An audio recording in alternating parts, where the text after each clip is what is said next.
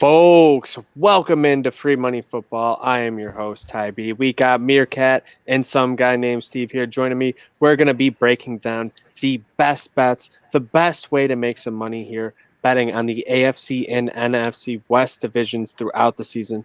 We're not just looking at, hey, what's happening in week one? Hey, who's going to win the division? No, it's a little bit of everything. We're looking at player props, and we're giving you some numbers to back everything up so you have a great insight on what's going on in this division.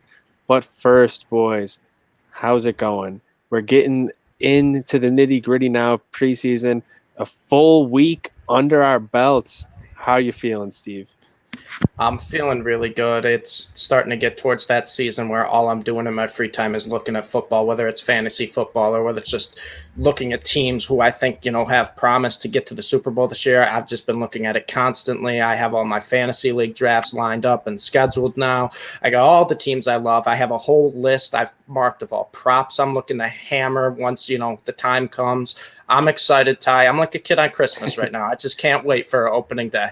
Yeah, there's a lot of Christmas evening nights then for you, which is going to be very, very tough. You're not going to be getting very much sleep, Steve, which is a good thing for all the listeners because that means he's just going to be getting you a ton of information, a ton of numbers to back all of this stuff up. And hopefully we're going to be making everybody a ton of money throughout the season.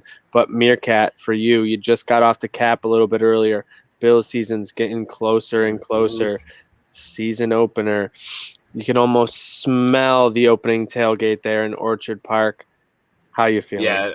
Oh, man. Get me to September 12th right now. I can't wait for it. Just football in general. Like Stevie, I've been just doing so many drafts and stuff, not just with random people, like entering paid leagues through an app and just, hey, I just want to draft. The other day I was just laying in bed bored and I did like 3 straight for 2 hours. I'm like, all right, get me to football season. And I can't wait to start gambling on them. I can't wait to start gambling on the Bills and just watching football in general. Preseason's been a breath of fresh air for me, so we're almost there, boys, and I can't wait to get into it. And that's why we got the futures for you guys right now. You can't wait for the season to start betting on the games. Get your futures in, and that's what we're here to help you with.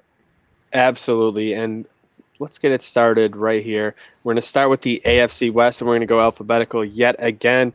So that means we're going to get it started with a team yet again who has a young quarterback with some questions. We're seeing a lot of that throughout the NFL this year, a lot of big make-or-break years. Things have been trending pretty well in the preseason so far for him. How are things going to work out for Drew Lock and the Denver Broncos?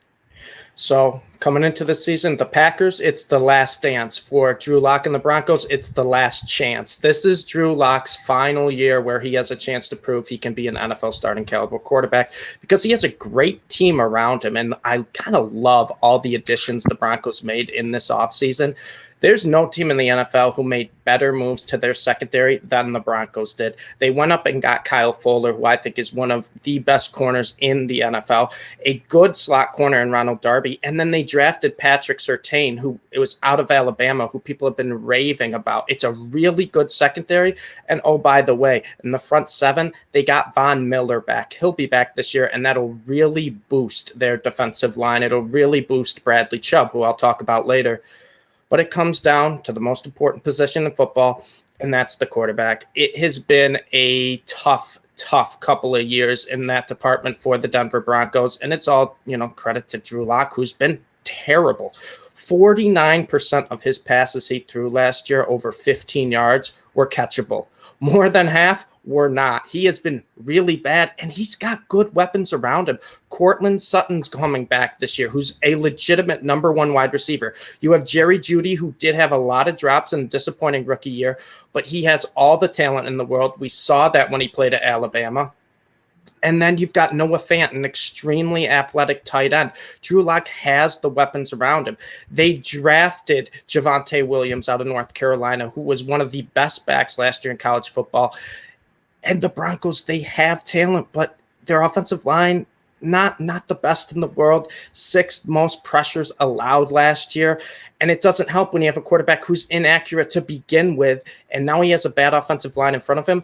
I'm curious to see how long Drew Lock stays as the starting quarterback for the Broncos, because Teddy Bridgewater, Mr. Steady Eddie, as I like to call him, is his backup. And although he's not flashy, he's consistent and he has a good completion percentage. He's very accurate, the complete opposite of Drew Lock.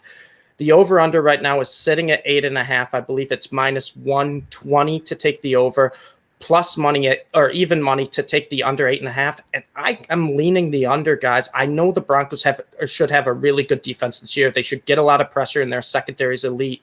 But I just can't convince myself that Drew Lock's going to get this team a winning record.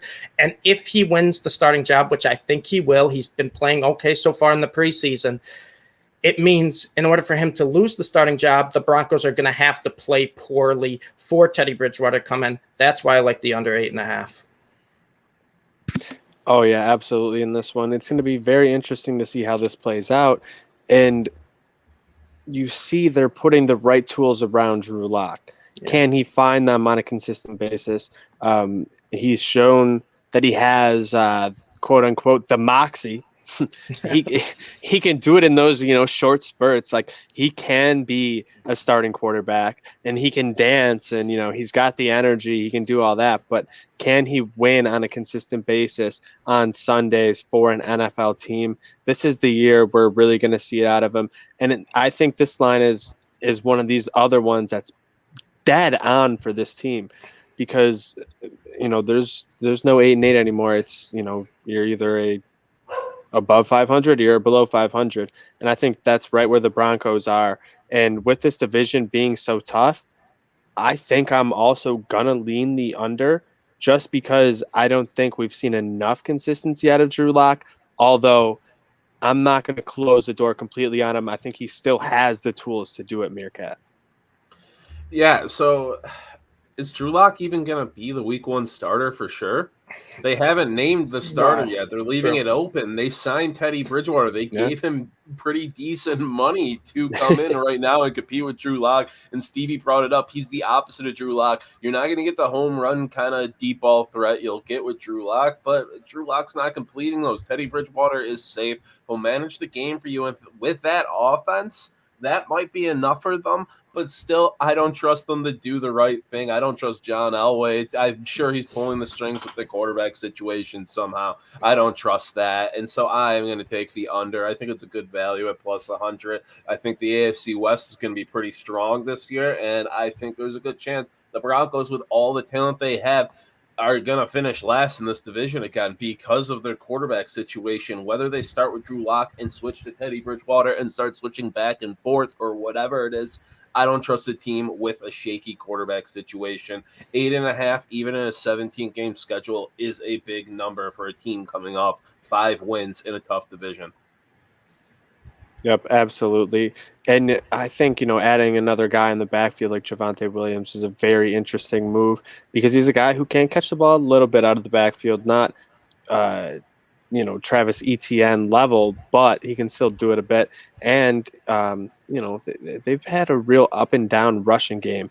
It's not that you need, an elite tier running game, but you need just enough to be able to take the edge off of the quarterback, just so that teams aren't just completely sitting on the pass or know when to pin their ears back to rush the passer. So if you can do that on a consistent basis for a guy like Drew Lock, if he has progressed, we've seen now Josh Allen is sort of that blueprint.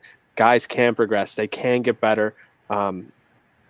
It can be done. I just don't know if Drew Lock's going to be the one to do it, but he does have the weapons around him to do it this season. Yeah, you brought up. Oh, sorry, Stevie. No, go ahead, MereKat. You brought up Javonte Williams going into my player prop. I like Javonte Williams this year. I liked him in fantasy and stuff. I think he's being overvalued, so I'm taking his under 800.5 rushing yards for my prop, minus 120 there. Not that I don't like him, but that's a huge number for a rookie running back coming into an offense with a shaky situation, a bad offensive line. And it's not like Melvin Gordon was bad last year. Sure, he's a shell of his former self, and he's aging, but he still averaged 4.6 and had 986 yards last year. Williams is probably going to be splitting carries, and this line's not good. I just think 800 is a huge number in this situation for him. So that's what I'm going with my under. You know, a lot of the receivers, I like their overs, but without knowing who the QB is going to be, I'm avoiding most stuff on this offense. So I think a nice under here is what I'm sticking with. Yeah, I like that a lot, MereKat. I think you kind of touched on it. There's a lot of question marks on this offense, and that's why for my player prop, I'm going the other side of the ball. I'm going the defense. And I talked about him a little bit earlier. I'm taking Bradley Chubb over 8.5 sacks at minus 110. He carried this defensive line on his back last year, had 31% of all team pressures, and Von Miller's back. And what we know when Von Miller's back, he's going to get a lot of attention. And when him and Bradley Chubb played a full season together, Bradley Chubb had 12 sacks back in 2018. He had 7.5 last year. You're telling me he only needs one more sack to hit that over when he has Von Miller coming back to help him, and the defense as a whole is better.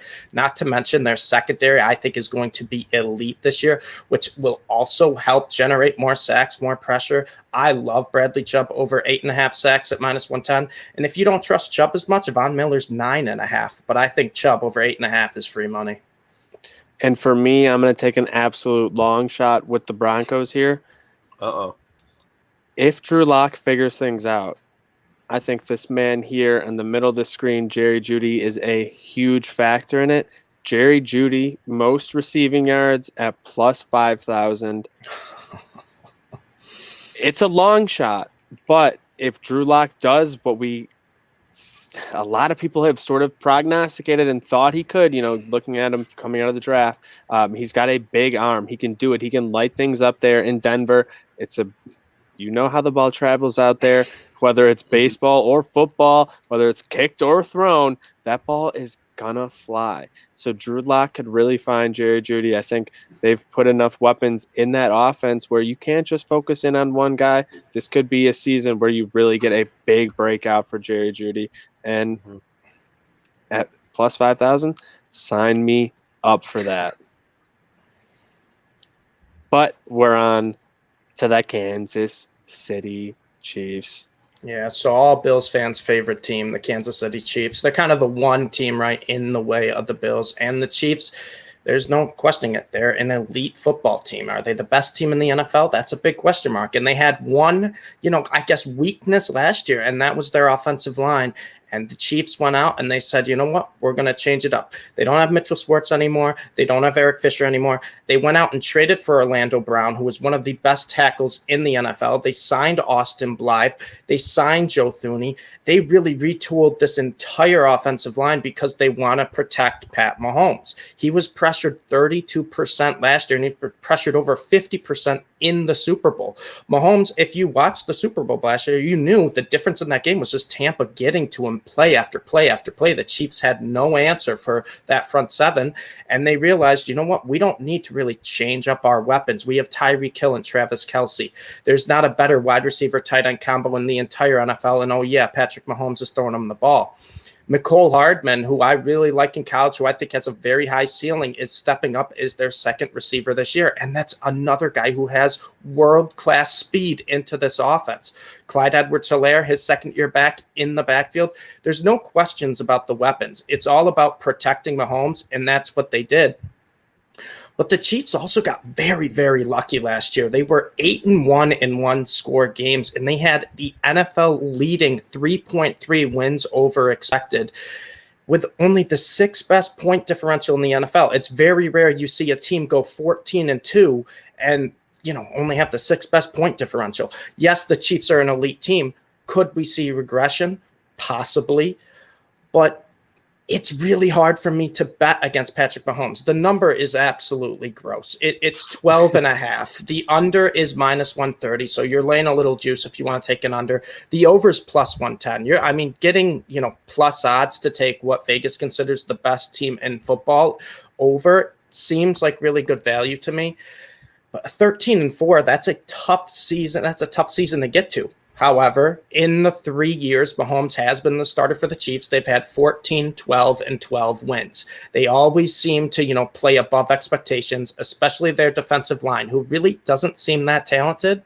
But they had the 6th best pressure rate last year out of all teams in the NFL. Their defense just seems to perform better than expected each year. They did lose Bashaud Breeland, who I think is a massive loss because he was without question their best corner this year, and their secondary is very shaky. But I can't bet against Mahomes, and when I'm getting plus money to bet that Mahomes, will get to this number, I think he can. I think the Chiefs can be a 13-4 team.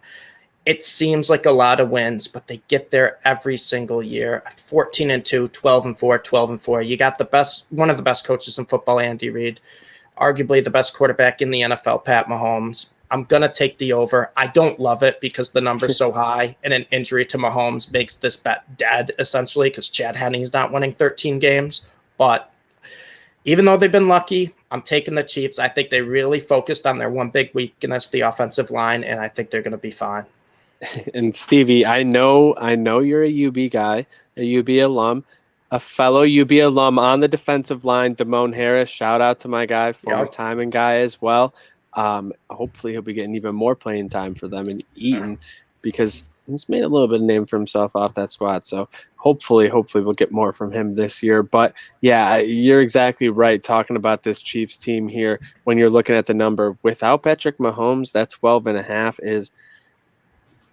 I don't even want to talk about it. Like that's like paper shredding, like to the max. Like that's just burn your ticket. If Mahomes gets hurt and you bet the over, just burn. You got kindling. Yeah, you got some kindling. Start a fire. Like go to Allegheny, and have a good weekend away from the NFL and the internet, because the Chiefs are going to lose that weekend. So looking at that number, it's tough. But giving me when you're giving me the plus value on it, I think I'm going to take it with one extra game in the season this year. Although the AFC West is going to be very, very good this year. We saw last season the Chargers really, really pushed the Chiefs to the edge last season with Justin Herbert in his first ever start. I believe the Raiders beat them once and then almost beat them a second time. It took some late heroics. So you never know with this division, just because some of these other offenses can put up points. Can that Chiefs defense play well enough to win that many games? Just because of the coaching pedigree with Andy Reid, I'm going to go with yes. But MereKat, where are you leaning? So Stevie pretty much covered everything I was gonna say. I'm going with the over, just with the value, the extra game with you guys right there, giving me plus value on Andy Reid and Patrick Mahomes. Andy Reid's gone over 8 straight years. His projected Vegas preseason win total. Patrick Mahomes just wins games. His offense can outscore anybody. And then I'll just go right into my player prop then. Mecole Hardman over 725.5 receiving yards, minus 110. Stevie brought him up. Last year I was all over him as like my big fantasy sleeper, hyping him up. And then now this year I did it again on the fantasy show. I'm back in on him. I put my money where my mouth is. This is a bet I had already placed before that we are doing this now. Last year he was 5th among KC pass catchers in snaps, ended up 3rd in targets, though, 3rd in yards and touchdowns. And now, Sammy Watkins, that's 527 starting receiver snaps gone. Hardman is primed for a breakout season, whether it's, the number 2 outside guy or playing in the slot in that offense, which he's been adjusting to. All the reports out of camp are he's looking great. And me, I brought this up multiple times now. I love a talented receiver coming into like their 3rd season in the league. And that's what Hardman's doing. He's primed for a lot of snaps, a lot of looks, a guy who can make his own yards or, just get separation and catch a beautiful ball from Patrick Mahomes. So another sign too, he's going to be used a lot. They're not having him return kicks or punts. And they said straight up, it's not because he lost the job. It's because we don't want him to get hurt doing this, because they must have a big role for him. Yep, exactly. And MereKat, I don't want to like steal your pick, but that was also going to be my pick. Let's go. When you think about it, the way he's going to be used in this offense in a more expanded role, like you don't want Tyreek Hill taking as many hits. Like you're going to be throwing some of these bubble screens and these other gimmicky plays to Mecole Hardman, and he's just as fast and can break these for 70, 80-yard plays at any point in the game. And he can break the top off of a defense. He can hit you with some underneath routes. And if he continues to improve his game the way that you should under the coaching tutelage of Andy Reid and having a guy like Patrick Mahomes throwing to you, where when the play breaks down, that's when he's at his best. Well, guess what? Schoolyard bullshit. Give me Mecole Hardman any day in the as a pass receiver. I don't care about height. I don't care about anything else. Like, just give me a guy who can get open, and he's that exact prototypical guy of a guy who just gets open.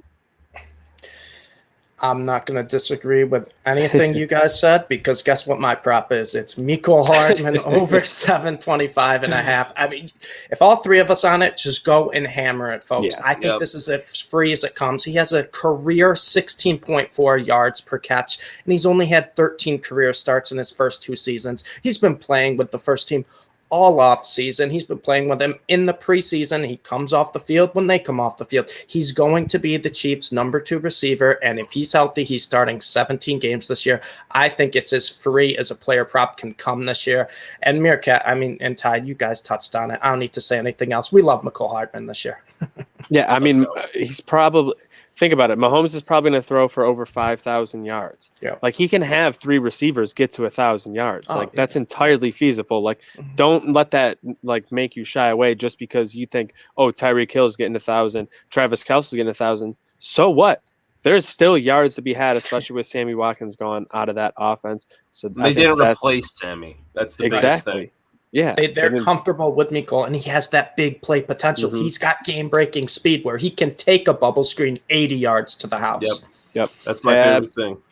Absolutely. He is such a game-breaking player, and hopefully we'll be getting a ton of yards out of him and cashing that bet early. Give me 100 per game the first 7, and we'll cash it very, very early. Hopefully on that one, folks. Mark it in. But we're on to the haters. When you think about the Raiders right now, you think about one thing: Derek Carr sucking and John Gruden's big-ass contract.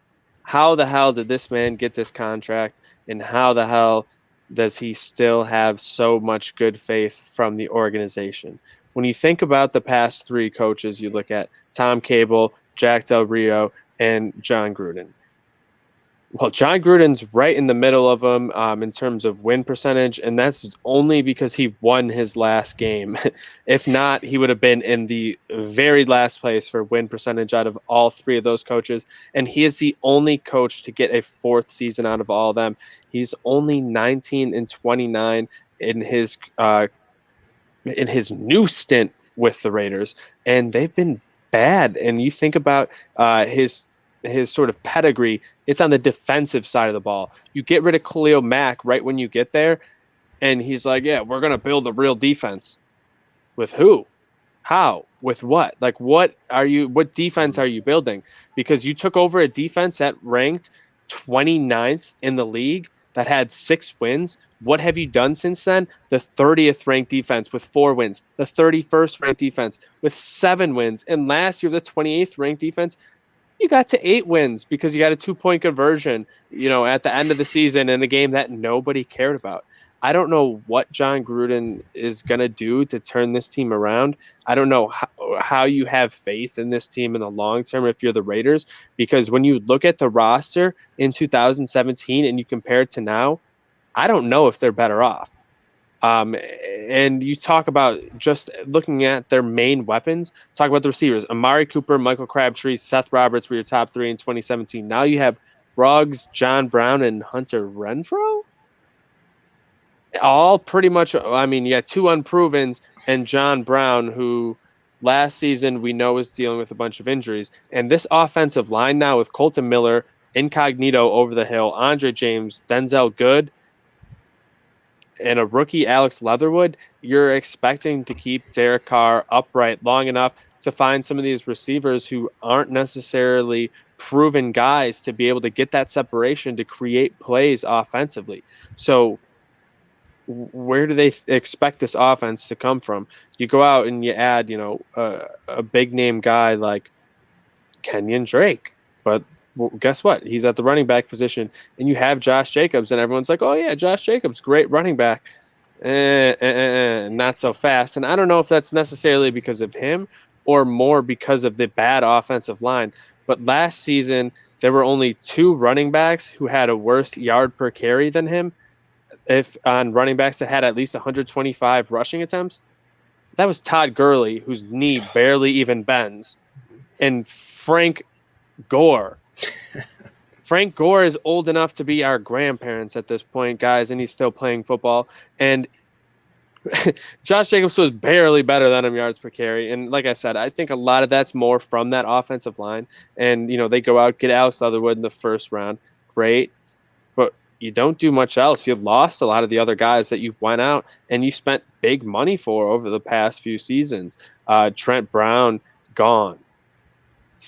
Like you thought you figured that position out, and that's not the case. You bring in a lot of guys, but mostly on that defensive side to sure things up there. Morig, a very interesting guy. I know MereKat was very high on going into the draft because of his versatility, but he might not necessarily be like a big guy right away stepping in to a defense as a starter because of that. He might not have, an immediate day one fit.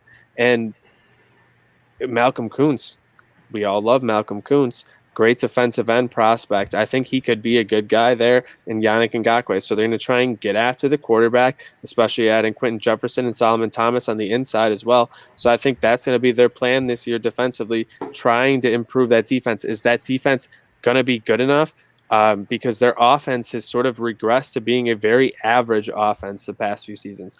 The running game is gone because that offensive line has been abysmal, and I don't know if Derek Carr can carry him. With the rest of this division being as good as it is, I think I'm going to have to go with the under on their 7-win total on this one, MereKat. So I'm going to have to disagree with you here, Ty. I'm not disagreeing with a lot of the points you made, but I just think 7's a low number, and I think John Gruden as a head coach, complete nutcase. I don't have faith in him, but he has shown improvement his first 2 years, the last 2 years with the Raiders so far. They've at least, won more games than the previous year. And Derek Carr, because of that 2-point conversion. Yeah, but still, it happened. Derek Carr, not as much like Kirk Cousins, but another guy who really gets shit on, who I think doesn't deserve as much of the shitting on. He's coming off his best year as a pro, and he was pretty good last year. His playmakers, you're right, are unproven, most of them, other than like John Brown and Renfro, who isn't bad, but I do really like Henry Ruggs. I really do like Brian Edwards, and they have the man, Darren Waller, the best tight end in football, behind Travis Kelce, in my opinion. And I think they drafted well. Alex Leatherwood, a little bit of a reach on him from where I had him, but you brought it up. Trevon Moehrig is a guy who I had, I think, top 15 on my big board overall players, just an absolute talent back there. Pair him with a Carl Joseph to help their secondary out a bit. Do I love all the moves they made? No. Do I love Gruden? No. But I think Derek Carr might be able to get something going. We'll see if the defense can carry him. 7's just a low number, so I'm going over. MereKat, you got that faith in John Gruden? That's awesome. Yeah. I don't like that. That's why I'm going to take the under. I don't have faith in Carr either. And if I don't have faith in the quarterback or the head coach, I don't like the team. And you touched on it, Ty. Their defense has been miserable since John Gruden's been there. So what makes you think all these new additions are going to help change that? They've tried this year after year after year, and it hasn't been the same. I really don't love the Raiders and the draft picks they've made, especially last year, too. I don't know how they justified taking Ruggs over CeeDee Lamb, but I won't get into that. I think this under is pretty, not a lock, but I really like the under just because I think by far the worst team in this division, and the Broncos have a much better team than the Raiders. Their quarterback's, shaky. The Chiefs are elite, and I really like the Chargers team that they built too. I don't like the Raiders. They have to play all those teams twice. I'm taking the under. But I will take an over for my prop, and it's Darren Waller. MereKat, you talked about him. I love Darren Waller this year. I love him for fantasy. I love him in real life. He has been an elite tight end since he's gotten the chance to be a full-time starter. His over is 1,050.5 yards at -115. I think he absolutely smashes that. Last year, he had 146 targets and had 1,196 yards. He had 1,145 yards the year before. And he's the true number one option in this offense. We talked about how their receivers have a lot of question marks. We don't really know if Ruggs will make the jump a second year. John Brown, how's he going to, come back this year after dealing with injuries? Bryan Edwards just hasn't had a lot of playing time, although he's got the talent. And then you have Renfro, who, he's kind of a slot guy. I don't know if he can really be a reliable guy week to week. Darren Waller is going to be there week to week, and Derek Carr loves his tight ends. I think Derek Waller is going to get fed all the time in this game, and if their defense is as bad as I think their defense will be, the Raiders will be trailing, they'll be throwing, and I call him check down Derek Carr. He loves to check it down to this tight end when they're behind. Darren Waller over 1,050.5, I think, is free. Yeah, you're not wrong about that. And when I'm looking at the Raiders, it just seems like Al Davis's ghost might still be calling all the shots for this team, MereKat. When we're talking about that CeeDee Lamb versus Henry Ruggs debate, yeah, Al Davis's ghost made that call. We all know that Mark Davis is going to seances, or he's going to some gypsies, or who knows, he's getting that information. But looking at their out of division schedule, they got the entire AFC North, going to be very tough, all four of those games. NFC East, yeah, we all know how that division is. It's kind of a crapshoot on that one. And then you got Dolphins, Colts, and Bears, all three very, very good defenses at the very least. So not going to be easy for the Raiders to get wins. And that's why I'm also going with the Derek Carr under or over 9.5 interceptions this season.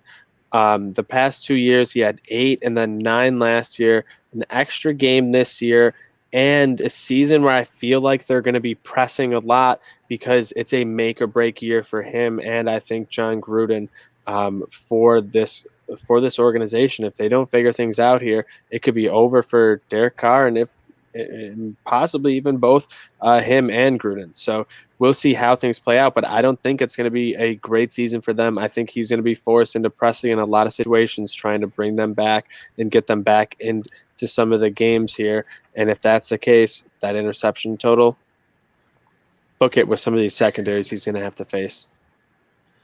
I mean, I don't hate that. Your reasoning makes a ton of sense and stuff. I do believe in Carr, but that's a pretty low number hit for him for sure. So that's a good play right there. But I'm playing the same play as Stevie. I got Waller over 1,050.5 receiving yards this year. I wanted a Bryan Edwards over prop. They just don't have one, so I had to settle for this. But I mean, I don't see Waller really regressing this year. I like Derek Carr. I think they're going to be throwing the ball a lot with that offense. Waller is their number one target, who Derek Carr trusts the most, throws to the most, and is involved in the offense the most. He was had an 80% usage rate on passing plays last year in one-score games. And what do you know? Raiders played 9 one-score games, so they used him and trusted him a lot. He's shown progression each of the last 2 years. I'm not saying he progresses much this year, but I don't think he regresses down to 1,050. I think he's a lock for 1,100 yards this year. So I have all over Waller over.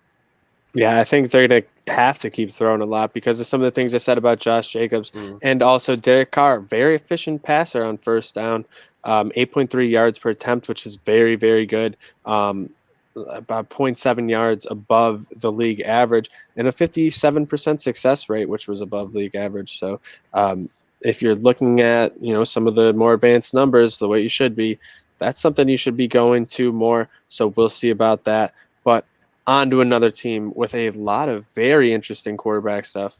The Los Angeles Chargers.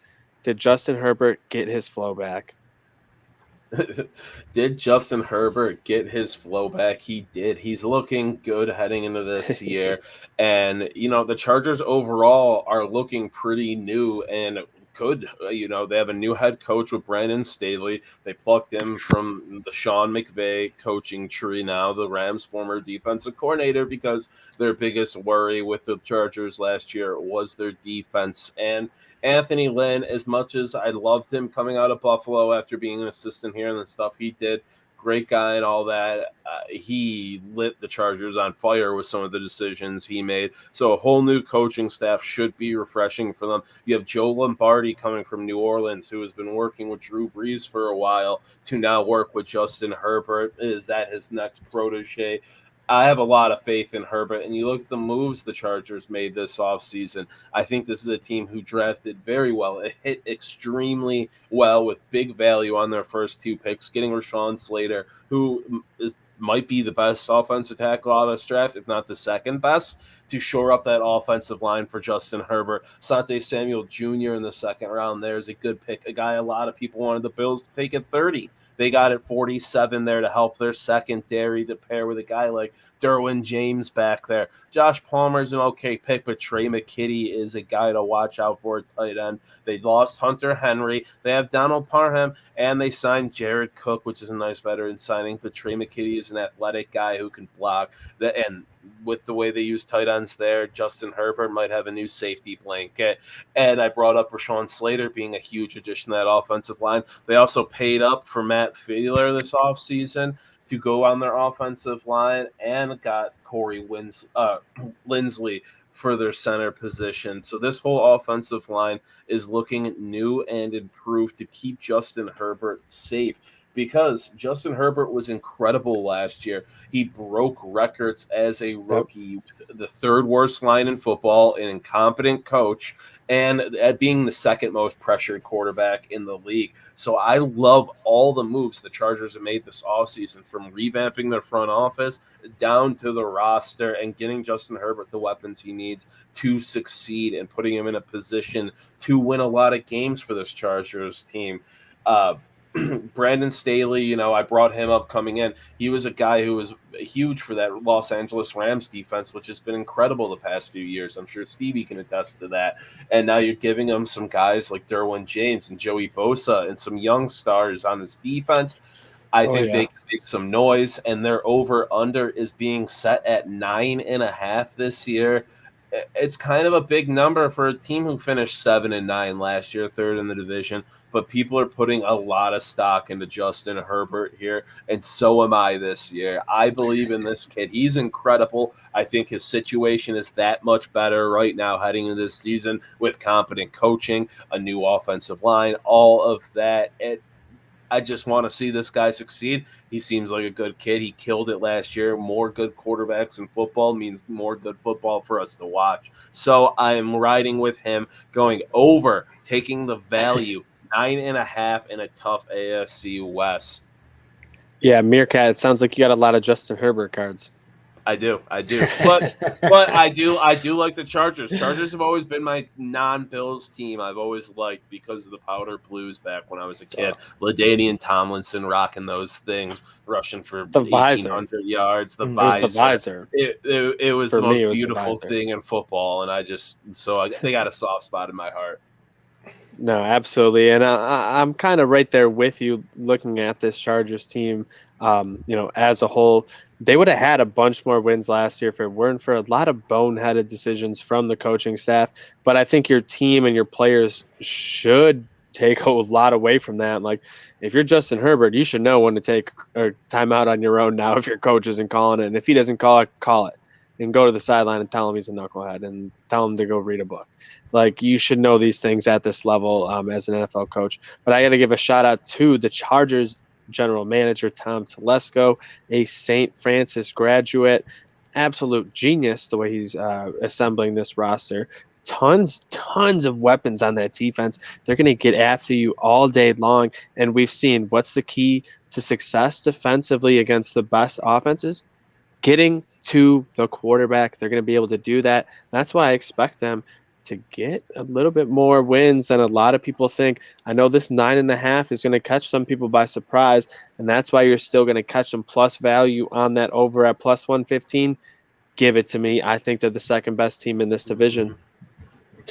It looks like we're on the same page for the AFC West this year because I love the Chargers. I think Justin Herbert is very special, and he wowed me last year. I thought he was going to be okay, Dude, his but first game it was was nuts. one of where you watch it and you're like, oh, this guy's going to be a star just right away. It's one of those type of players. And MereKat, you touched on it. They added to the offensive line to protect him and to help where they were lacking last year. Not to mention, too, we talk about, coaches. They had addition by subtraction, getting rid of Anthony Lynn. He cost them so many games when he was the head coach there. And now they bring in Brandon Staley. And I love Staley, and this is not Rams bias. I am not a believer that if you shake Sean McVay's hand, you're going to be a good coach. I hate that, thinking, but Staley was special, and he really helped the Rams defense overachieve last year. I think where a lot of young players who didn't have a lot of experience, Staley coached them up. I think he can do the same for the Chargers, and they have two of the most underrated weapons on the offensive side of the ball, and Keenan Allen, and who I'm going to talk about for my prop, Austin Eckler. Keenan Allen, he can catch everything. He's one of the best route runners in the NFL. And Austin Eckler, a lot of people say, oh, he can't be a workhorse back. He's injury prone. He only got hurt last year, and he was out for a little bit. But when he came back, he was just as good as he was before. And his prop right now over rushing and receiving is 1,375 yards. I love the over there. He averaged 93 yards a game last year. That comes out to 1,586 over a 17-game season. But what's more important is when he came back from his injury, he was still averaging 90 yards a game in the 6 games he returned from. Justin Herbert and Eckler had a connection that you could see click right away. And not only is he going to be running the ball behind this offensive line that got a lot better, but he is one of, if not the best pass-catching running back in the NFL. He's going to get a ton of targets. He's going to get carries. Austin Eckler is going to be a big focal point of this offense. I think if the Chargers are going to be good and you believe in Herbert, then it just pairs in with what you expect Austin Eckler to do. And I don't believe in any other backs on the Chargers. We saw Josh Kelly get a shot last year. He was terrible. Justin Jackson's always just going to be that guy they plug in when they need him, but he's never going to threaten Eckler for the job. If he's healthy, he's going to be one of the best running backs in football this year. I love his over rushing receiving at 1,375.5. And I love the over for the Chargers. I can't believe it's at plus money, but I think this is a double-digit win team. Yeah, I really like this Chargers team this year. Just everything they did. I think they're going to be back to a little bit of glory pre-Anthony Lynn era. And they just lose a lot of one-score games, too. You look at the past 2 years, it's insane. Between Justin Herbert and Phillip Rivers, how you lose that many one-score games is stupid. But I'm going with another over prop, and it's Justin Herbert over 28.5 passing touchdowns. That seems like free money to me. I mean, fuck a sophomore slump. He was absolutely incredible this year. His supporting cast is now improved. His coach is better. I mean, he gets 2 extra games from what he did last year when he threw 31 touchdowns as a rookie. Yeah, I'll take the over 28.5 at minus 120. It's a good value there. He only had 1 game last year he didn't throw a touchdown and 4 where he didn't throw multiple touchdowns. So I'm all over that. He has his wide receivers intact other than tight end, but he has some new exciting weapons there. So he's got comfortability. He's got a new offensive line to protect him. I'm all in on Justin Herbert in more ways than one this year. As am I, and I'm going with Justin Herbert for the most passing yards in the NFL this year, 14-1. Hear me out on this one. He threw for 289 yards per game last year, more than Aaron Rodgers. What did Aaron Rodgers do? We all know what he won. Look at it. If he's going to be on a team that's more than likely going to have to play. He's not going to get rested here at the end of the season the way Patrick Mahomes or Aaron Rodgers or Josh Allen are probably going to. If you give me that extra game or two, the way that he can throw the ball and light things up and the way he's shown it, sign me up all day. He's going to be tossing for a ton of yards this season. Last season, I think if he would have played the full 16, he would have ranked like 3rd. So yeah, sign me up for that. If he wins it, 14-1. It's just when you're looking at it, you're just looking for where's the value when he's the 8th. I think the 8th biggest long shot there. I'm going with Justin Herbert. on that one. But it's time, boys, to get headed over to the NFC with Kyler Murray and the Cardinals. MereKat, what do you got? So the Cardinals this year, when you look at what they did with their additions, you look at the draft. Zayvon Collins there, a bit of a head scratcher at 16. I think there was better options on the board, but they needed to help that front seven. So taking Zayvon Collins is a decent move there. Then Rondell Moore, 49. Not a bad pick. I like Rondell Moore a lot, but did they really need him? Was there other things they could have addressed here? Yeah, you want to get younger at different positions than receiver right now. And then they'd have another pick to Marco Wilson at 136. Not great to not have that many picks when you need to inject some youth into this roster, because you look at what they lost this offseason. They lost a lot. They lost guys like Hassan Reddick. They lost Patrick Peterson, who's been a Cardinal since I think I was born. I mean, Kenyon Drake Kirkpatrick. They lost a lot of names this year and a lot of guys who contributed to this team. And what do? They overpay for J.J. Watt, who's old. They trade for Rodney Hudson, who's great but old. They overpay and sign A.J. Green, who's old. Malcolm Butler, they're trusting to be, their CB1, I believe, heading into the season. He's old. He's old. James Conner, washed up. Injury, washed up already. Malcolm Butler was super washed we know up. We know how Brian Winters is doing for us. So this is a team who was old, lost a lot of key pieces, and just got older. Didn't have enough draft capital, and I don't know if they're doing enough for Kyler Murray. Honestly, I think Cliff Kingsbury is heading onto the hot seat into his third season right now. He's got to do something. He's got Kyler Murray and a ton of money invested in this team. His plan's got to work out sooner or later, and you look at them, they're set at an over-under of 8.5 this year. After going 8-8, third in the division last year, with Kyler, they started out 5-2. They looked incredible. Then Kyler got a bit of a shoulder injury that was flaring up throughout the year. Finished 8-8. Not the finish you want at all after 5-2, but it happened, and it showed a lot of glaring weaknesses on this team that I don't think they fixed this offseason. I don't see them getting more than 3 wins in their own division this year unless they get some magic from Kyler Murray. They have the 9th toughest schedule, and their secondary is a huge weakness, especially facing the 6th hardest schedule in terms of passing offenses this year. It's a miracle, too. Kyler hasn't missed games. He had that injury and played through it, and his play obviously suffered. His running totals suffered when he runs 20 times a game. The Cardinals are winning. He is the highest rushing EPA in the NFL last year through the first 9 weeks at a much higher clip than like a Derrick Henry. And so when he runs a lot, it gives them success. But should he be running a lot when he's going to get injured? Their offensive line's not great. Everyone else around him is old. I'm not so sure. So I'm going with the under here. I think they're right at about 8 wins. So I'm leaning with the under. I'm fading the Cardinals this season. Yeah, I'm fading them for pretty much the same reasons, MereKat. And looking at their schedule overall, they're going to have to play the NFC North, a ton of tough defenses in that mix there, plus the Browns, the Cowboys, the Panthers, tons of tough defenses. And when you're looking at, what sort of the Cardinals' struggle was, if you get after Kyler Murray and don't let him run, what's he going to do? He's going to try to beat you with his arm, but the rest of the offense is so inefficient. They weren't getting guys open in the passing game. It's going to cause you lots of issues offensively. You're not going to be able to put up big points to win, especially when looking at the defense, it's sort of a run-of-the-mill defense, and like you said, I don't think they've plugged those holes the proper way.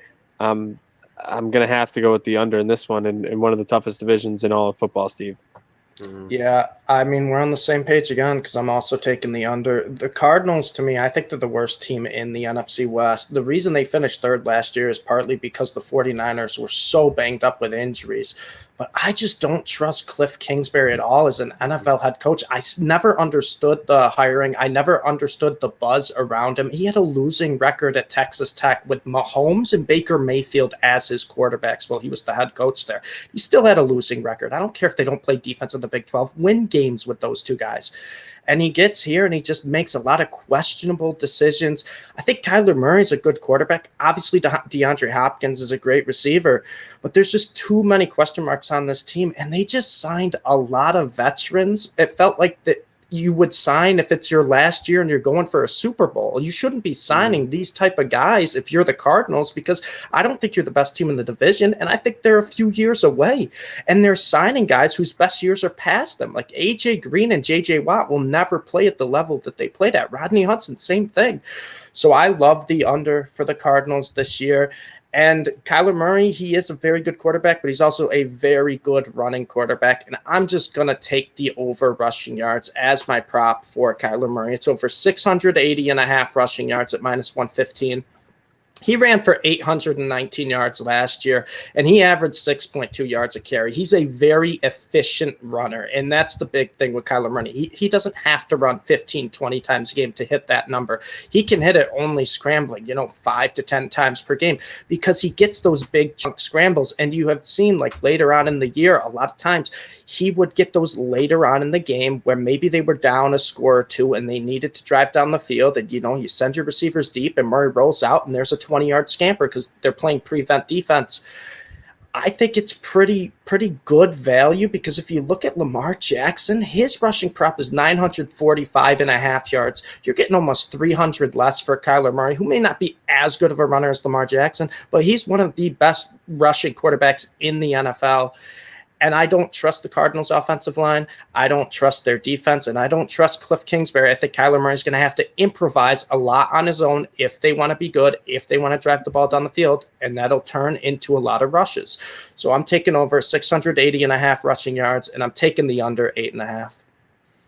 And while he's running around, I hope he throws a lot of interceptions. That's why I'm going with the over 11.5 interceptions on Kyler Murray through 12 last year. For most guys, accuracy's not improved all that much, especially when you do as much running around as Kyler Murray. It's just impossible to be accurate on a consistent basis when you're going to try and run and throw as much as he has been forced to do with the Cardinals. And they haven't really figured that out just by adding AJ Green, who's a bit over the hill. MereKat, where's your player prop?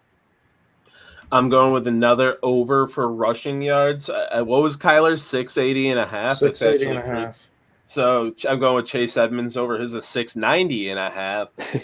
It's another kind of going out on a limb. It's even money, but I trust my gut here. I like Chase Edmonds a lot, and so does this Cardinals coaching staff. Whether we like Cliff Kingsbury or not, he likes Chase Edmonds, and he's his coach. Right now through training camp, he's looked great. James Conner, not so much. He's already had a bit of an injury he's dealt with. They're saying it's a 1A, 1B situation, but they call Chase Edmonds the 1A. I think he's primed for a ton of carries. Last year, he averaged 4.6 yards per carry on less than 100 carries. But now there's 240 carries that are freed up from Kenyon Drake leaving. I don't think Kyler's going to increase his carry amount that much more from what it was last year, even though he was dealing with that injury. If you gave him 53 more carries in a 16-game schedule at what he averaged last year, he's breaking this prop. Now you give him an extra game, he's fine. I like Chase Edmonds over even money this year. Yep, and I see Stevie down there drinking his water, getting ready, because we all know he's about to give us a full speech. MereKat, if you want to pull yourself out and go, maybe take a nap, go take a pee, do whatever you got to do, because Stevie's going to be talking about the Rams for the next hour or so, probably, I'm sure. But it's time to talk about the Rams. Yes, I'm wearing a Rams shirt. Isn't it beautiful? Back when they're in St. Louis, thrifted, just a beautiful shirt, and the gold still glistens. If only they were still wearing gold, but now there's like 3 different shades of yellow, and their helmets don't match their jerseys, but they're getting close, Steve. They're getting match this year. Yeah. They're taking the steps they need, hopefully, at least to match on the field. Can they match their defensive performance with some good offensive performance and find themselves back in the Super Bowl contention? Well, that's the big thing. And I'm going to try to keep this as short as I can because I could ramble on this for hours. But the Rams lost more than I think almost any team in football on one side of the football. On the defensive side, they lost a lot of talent. Just to go down the list, they lost Troy Hill, who was their number 2 corner last year. They lost John Johnson. They lost Samson Ebukam, Morgan Fox. All these guys had roles. And then on the offensive side, they lost Josh Reynolds, Gerald Everett, Malcolm Brown, Austin Blythe.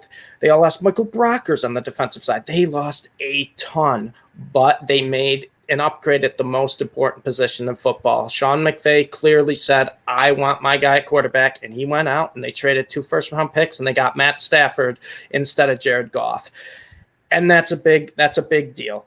The Rams have shown year after year they just don't care about the NFL draft. They're like, we'll take our guys we want in the 3rd, 4th rounds. We're going to trade multiple picks to get our guy. They did it with the Jaguars to get Jalen Ramsey, and that has worked out wonderfully. And the addition of Jalen Ramsey really helped their defense last year. They were slot corner Jalen Ramsey.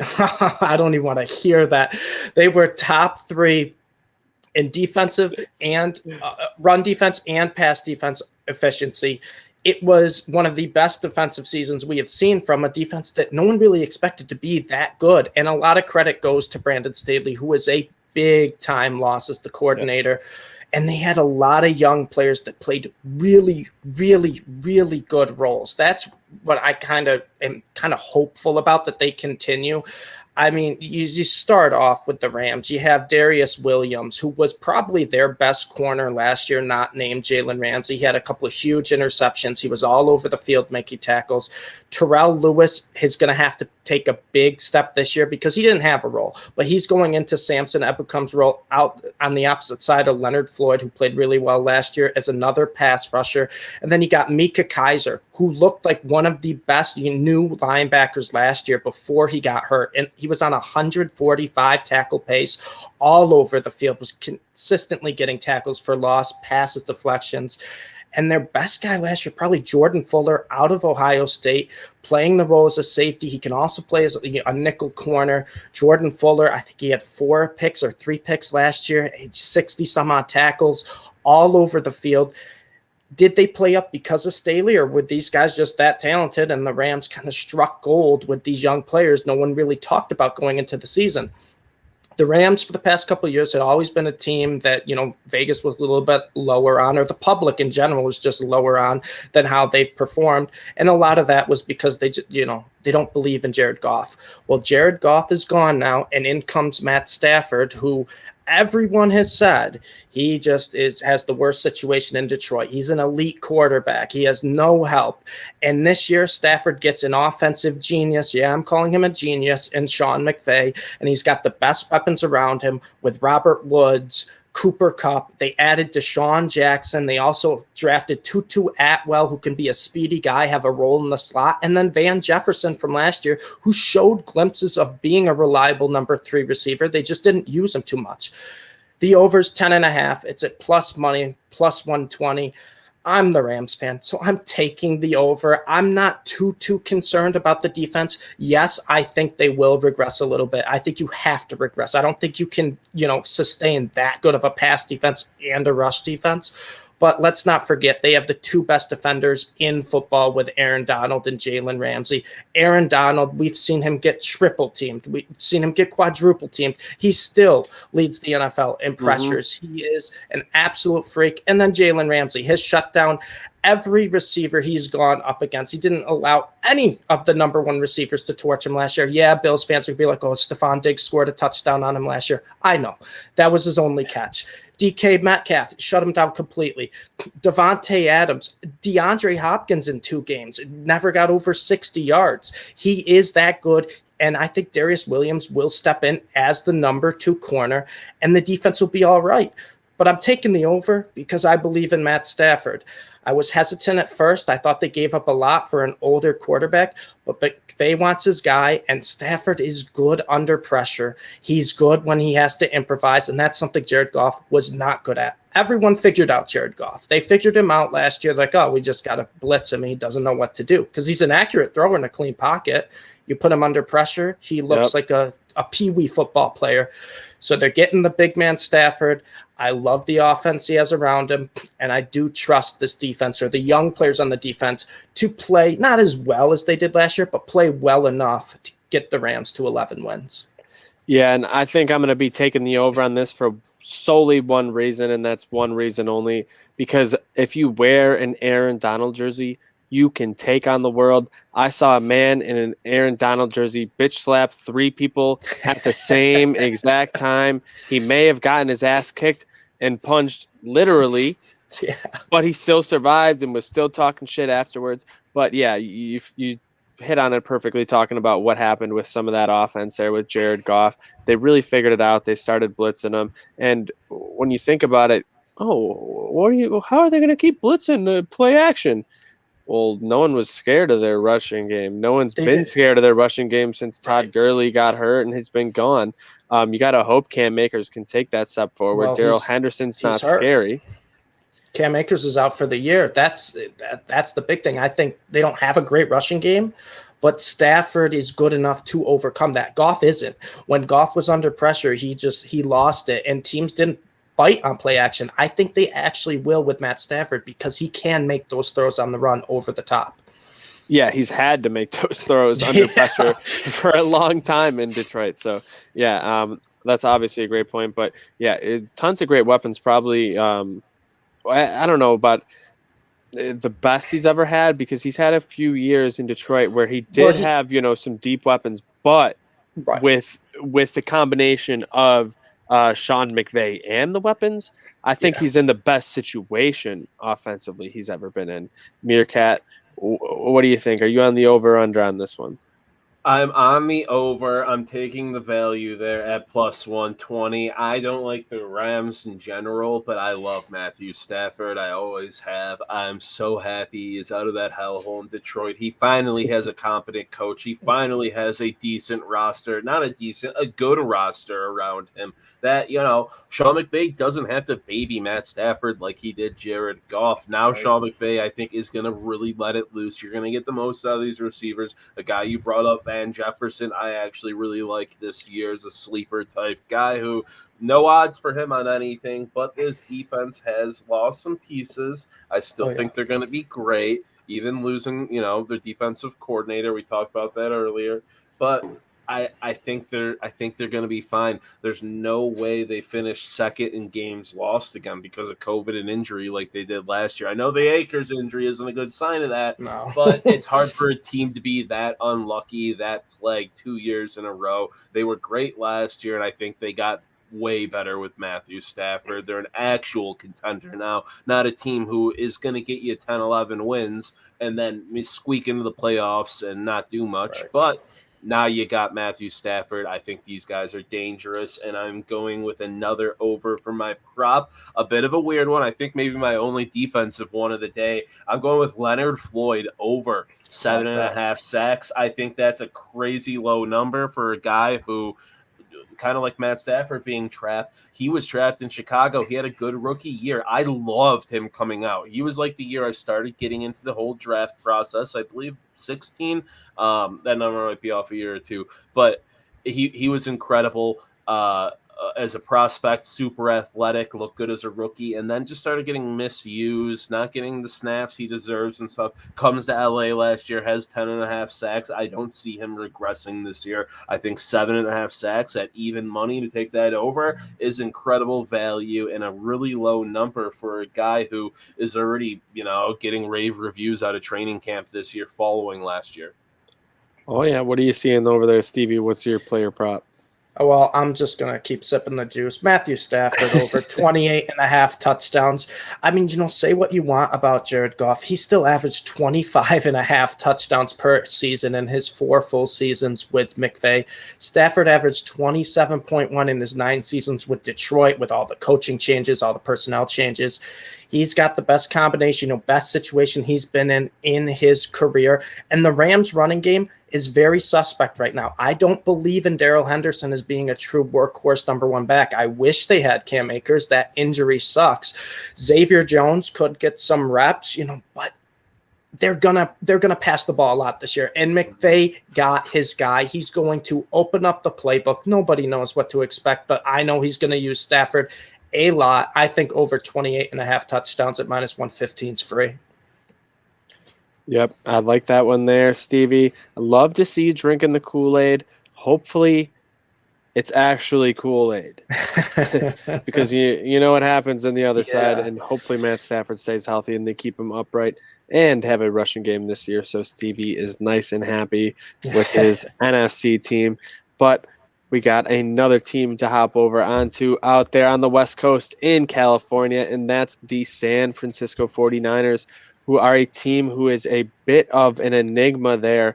And for me, when you look at this team, you think about all the injuries they had last year. They had more injuries than any team out of anyone else in the NFL in 2020. And when Kyle Shanahan has Jimmy G, he's been very good with the 49ers. They've been 24-9, 18-14-1 against the spread. But when he doesn't have Jimmy G, his teams are just 7-27, 14-20 against the spread there in San Francisco.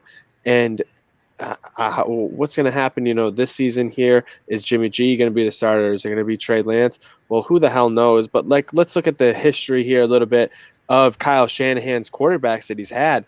I mean, besides Jimmy G, he's had C.J. Beathard and Brian Hoyer and Nick Mullins. And before that, as a coordinator, he's had Matt Ryan, actually good. And then Johnny Manziel, Connor Shaw, RG3, not at the beginning. Rex Grossman, Donovan McNabb over the hump, Kirk Cousins at the very beginning, John Beck, Matt Schaub, and Sage Rosenfels. So he's had three, legitimate pro quarterbacks the entire time he's been a coordinator or higher. And his offenses have sucked besides 2 seasons. And in those 2 seasons, what happened? They were top 4, top 5 offenses, besides a year with Robert Griffin where he got hurt because they didn't end up making it.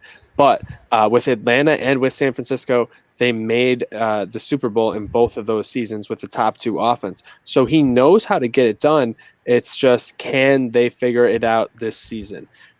That remains to be seen. They do have the weapons here around Trey Lance, and you can look back and see from even with Jimmy Garoppolo's performances, a lot of his receivers were getting open. He just wasn't hitting them. Jimmy Garoppolo was actually first in expected completion percentage last year, but was actually only 38th in completion percentage over expectation, which actually ranks how the difference between your expected and actual completion percentage. So he was that much worse than expected. He was supposed to be the best quarterback by expected because of all the throws he had. He was getting great opportunities to make plays, and he just wasn't making them. So whether we see Trey Lance in here to start or not, that's going to be the biggest thing for me with this 49ers team, because Shanahan's shown he could win with or without Jimmy, but the things Trey Lance, I think, can really take this offense from just good to great because of the receivers that he has, especially the youngsters in Deebo Samuel and Brandon Ayuk. I think they're building this team the right way. It's just, is Trey Lance the right guy? And when it comes down to that, with a win total as high as it is, not knowing if he's going to start right away, I think I have to lean the under, because I think that having the same win total as the Rams, I think the Rams are a little bit of a better team than the 49ers. So I'm leaning the under here on this one. Stevie, what's your gut feeling on this? Well, the 49ers are definitely the team that scares me the most in the NFC West, because if Trey Lance is, as good as people believe he could be, then this is a dangerous team. They have 3 weapons in Deebo Samuel, George Kittle, and Brandon Ayuk that are all very tough to cover. They are very quick. They are very elusive. And George Kittle, when healthy, is, as good as Travis Kelce. And that was the big thing last year. Deebo Samuel and George Kittle only played together in 4 games. If they're healthy for the full year, this offense is significantly better, and they're a run-first type of offense, behind a good scheme, a good line. They drafted Trey Sermon out of Ohio State, who I loved in college. He's going to be a very good back to go with Raheem Mostert, who's got breakaway speed. This offense scares me. I am concerned a little bit about the defensive end just because they lost their coordinator, Robert Saleh, kind of like the Rams lost Staley. They lost Saleh to the Jets, and we'll see how the defense adjusts to that. 10.5 is a lot. I think they're the second best team, but I think they're right at 10. I'm going to take the under as well, and I'm also taking an under in my player prop, and it's Brandon Ayuk under 875.5 receiving yards. The big reason for this, everyone's talking about a breakout with him. I think he's the third best, receiver type weapon in this offense. I think Kittle and Deebo are both much better than him. He had 748 yards last year in 12 games, so he would be on pace to hit the over there. But in the 4 games when Deebo and Kittle both played, he had 18, 44, 12, and 115 yards. And the 115 was in the game Deebo left mid-game for an injury. That still comes out to just 803 yards over a 17-game season, which would hit the under. And I just think he's going to be the third option. I think George Kittle's going to have the most targets by a landslide, and Deebo, when healthy, is a legitimate number 1 receiver, in my opinion. He torched the Rams last year, so I may be a little biased on that. But when I've watched Deebo when he's healthy, he looks like the sky's the limit for him. I like the under for both, but I'm also terrified that the 49ers could win this division. Yeah, no, I'm not scared about the 49ers making noise in the division. I think they're the worst team in the division and are going to finish last this year. I'm taking the under. I think 10.5 is a ridiculous number for this team with either Jimmy Garoppolo, who is bleh at this point and can't stay healthy, or Trey Lance, who I loved coming into this draft process, evaluating him and everything. He's not ready to start. He is not ready to start. And you saw in that preseason game, he got an 80-yard touchdown. Sure, that really wasn't because of him. And other than that, he looked rough other than that. I love him as a project guy. I think this is a buffer year. I like how this roster is constructed. A lot of good young pieces, guys locked down. But I don't think this is the year for them at all. The QB situation, it makes me uneasy. I think this is a 6, maybe 7 win team, maybe. But losing Salah for that defense is huge. This defense is solid, don't get me wrong, but Salah is a mastermind. There's a reason he got a head coaching job. Scares me having him in the AFC East now. I think that's a huge hit to them. I think this number is crazy. I don't. There's the only number that I didn't really be like, oh, I understand that throughout the whole process. Maybe it's just me. Last year, the bad with turnovers, bad with injuries. It's like they're cursed with injuries. But I'm fading you there, kind of against Stevie on my prop there. I'm going Ayuk over 875.5 receiving yards. Last year, loved Ayuk coming out. Thought he had a good fit in San Fran. And what does he do with a complete revolving door at quarterback as a rookie receiver last year? He puts up 748 yards, gets 96 targets as a rookie. Played that wide receiver 1 role for them. He had the highest usage rates among all receivers over the course of the whole season when he was healthy. And as long as he stays healthy, I think he breaks this number. I love Deebo, don't get me wrong, and I love Kittle, but both guys that can get injured. Now, Ayuk missed 4 games last year, so I even have in all caps here, please stay healthy. And Deebo's great, but I think with Deebo is going to draw some attention away from him. I think they love Ayuk. What he did last year just as a rookie in the situation he was thrust into was extremely impressive. He looked very good in a lot of times. So I am trusting in Brandon Ayuk this year. I'm trusting in Brandon Ayuk as well, but a little bit different here. But I'm going to be double dipping Brandon Ayuk over 5.5 tutties, minus 130, and Deebo Samuel over 4.5 tutties, minus 140. I don't care about laying some juice on that because those numbers are so low.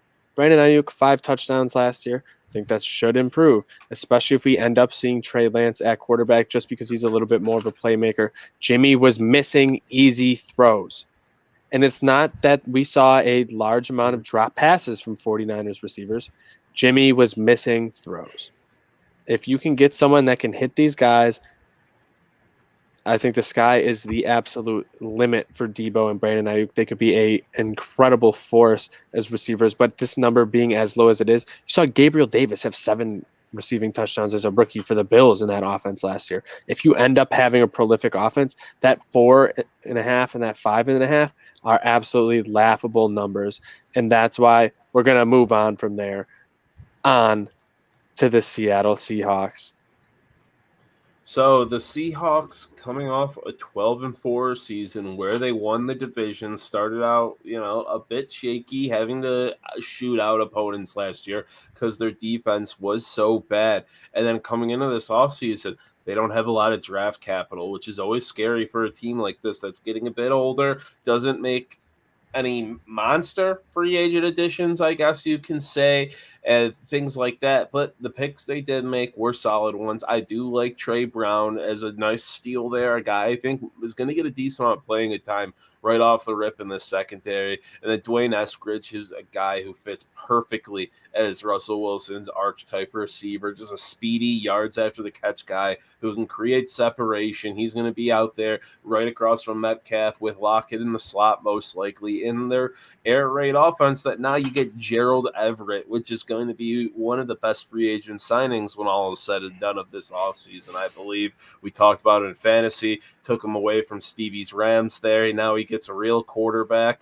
And Akello Weatherspoon, another underrated guy who they threw some money at to get him here this offseason to help out that shaky secondary that, has some losses there. Bringing Eldon Smith to a lot of underrated moves here. I think the Seahawks made, not big splashy ones or anything, but ones they kind of needed to do. And they're heading into this season. You look at the key number there with an over-under 10 wins, but the Seahawks have never won fewer than 9 games in a season with Russell Wilson at quarterback. So heading into this year, I'm betting on the Seahawks over 10 wins at even money. I think the value is incredible. I'm not betting against Russell Wilson and Pete Carroll, who are flat out winners. You see the 9 wins or more in 9 straight seasons as well for them. Give them the extra game. I'll gamble on that extra game, being the win they need to get this over and not a push. Last year, played in a lot of one-score games to went 8-3 in those, which just shows you Russell Wilson's going to do what has to be done to win. You saw at the beginning of the year, the defense was historically bad. They were having to outshoot teams, just outscore them, which was working a little bit. But they improved from 20th in EPA per drop pack for opposing quarterbacks to 9th as the season started getting on. As Jamal Adams started finding his role really in that defense, who they just extended as well as a nice off-season move.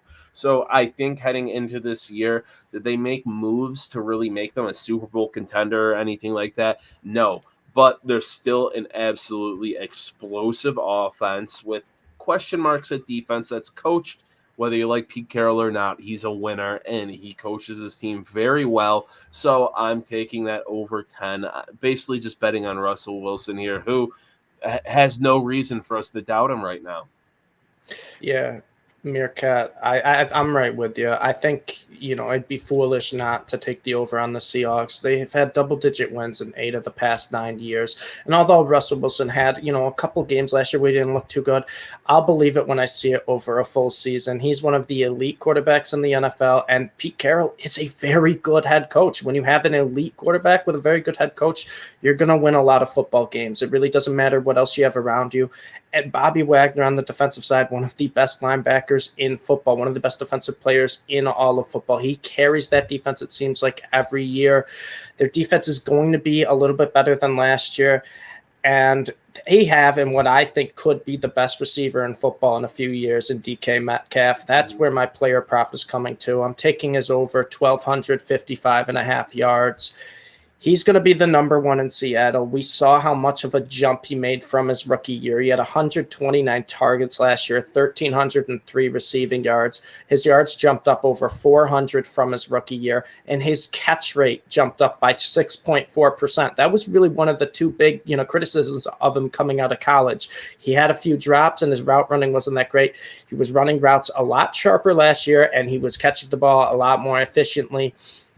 The sky's the limit for him. He's 6'4", 230 pounds, and he runs as fast as anyone in football. He's a complete mismatch. You can't guard him one-on-one.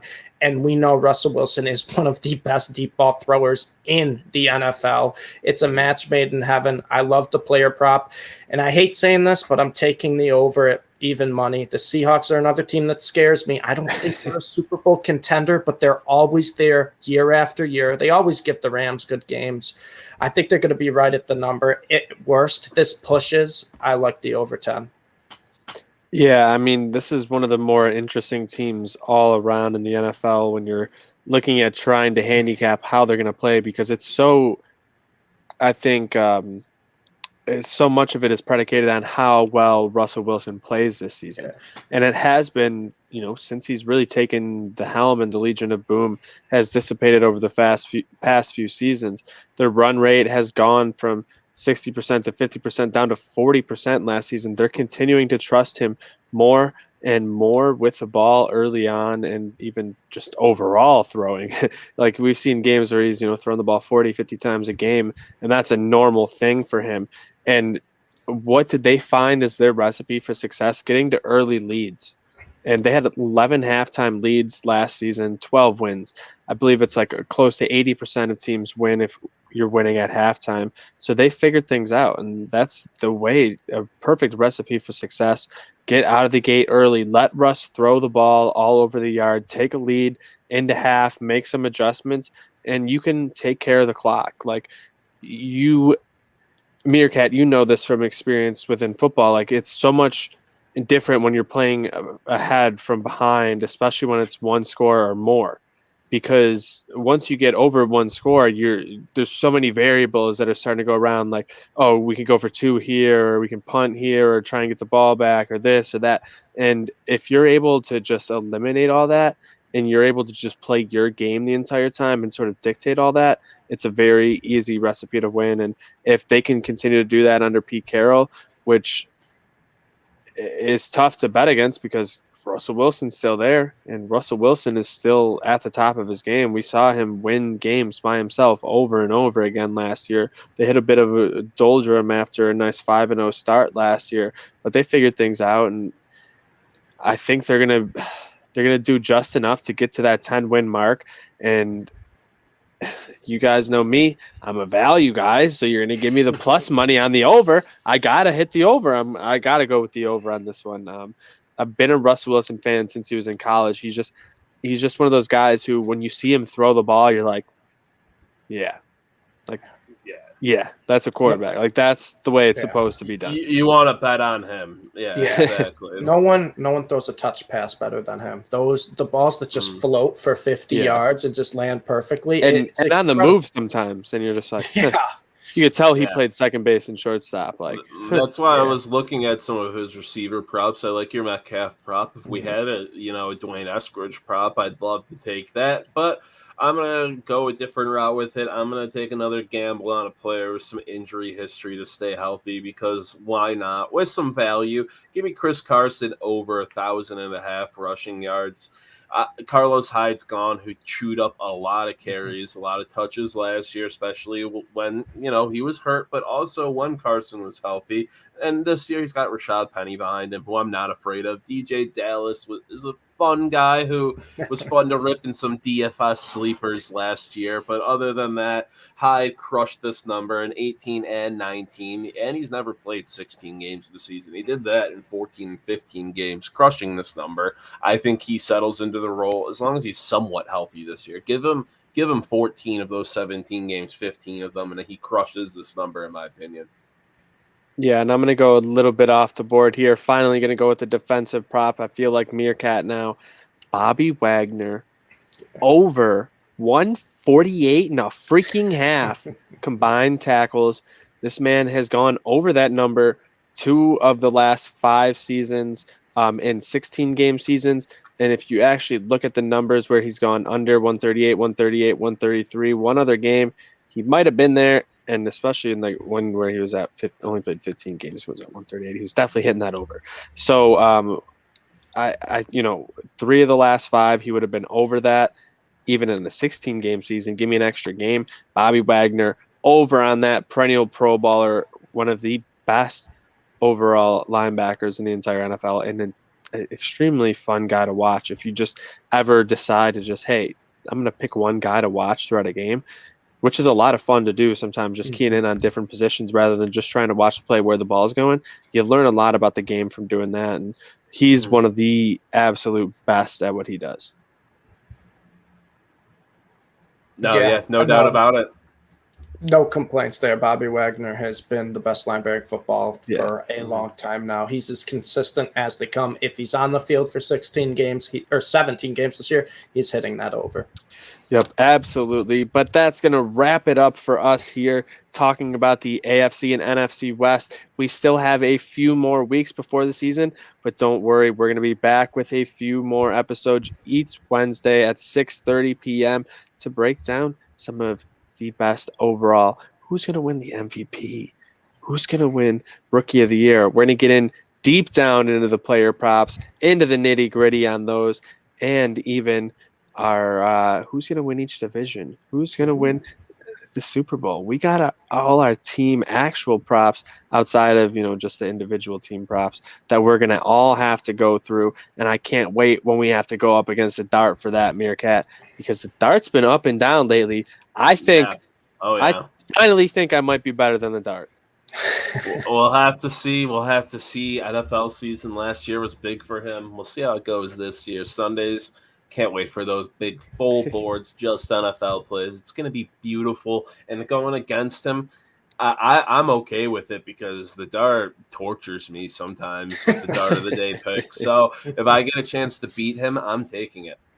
Absolutely. We're all going to take our chance at beating the dart, and you can too. Make sure when we do that, you guys all send in your picks. We'll put out some polls as well for who you guys think are going to win each division, and we'll see if the public can beat the dart. We'll see how that goes because we know how the public is getting slaughtered weekly, and that's why they need to listen to Free Money Football to get their chance at glory. So shout out again to MereKat, Stevie for joining me. Make sure if you guys are watching over on YouTube, you give us a like, and make sure you subscribe. If you're listening over on whatever platform, make sure you leave us a nice little 5-star review and comment. Help us expand the brand a little bit, and make sure you go start getting these bets in because it's time to go get some free money. Good night now.